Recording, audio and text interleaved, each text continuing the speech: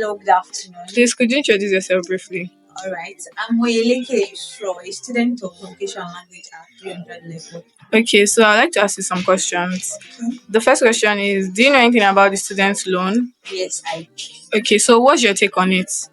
I think it is a nice idea for students that are not able to pay for their fees. So for them to be able to afford this, they should opt for that because of the implementation. Okay, so did you take the loan? Why? Because I'm not an indigent student, so I believe I do not need to take it because I can afford it. Oh, okay. So, do you think that the loan has actually been helpful for students? Yeah, for students that most times when they have to pay their school fee, they struggle. And for most cases, you even see that towards the end of the second semester, some students are still struggling to pay their school fee. I feel like it's a better option for them to go for. Okay, so do you think there's any downside to taking this loan, or do you think there will be any downside? Yeah, the only downside to it is more like something when the students are still not able to pay for the fee when they are done with their term this year. When you've graduated now, let's say the government is holding you back to travel abroad and all that kind of thing because you are still owing the government, something like that. So I feel like it's part of it to be the downside of it.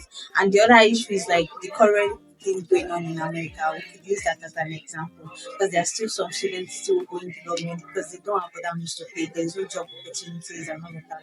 So saying you have the option to pay later and all of that is still not realistic because you don't know where you get that money from. Okay, so you saying it's not realistic. Do you think that with the way the economy is, it would be harder for students to pay after they are done with school? Well, it may not be harder because there are other options for you to make money. For as a student now, I believe there is a way for you to learn and develop that when you even finish, there is more opportunity out there that you can hang on to. Then you start your own career. You do not have to wait for someone to pay you before you start your own life.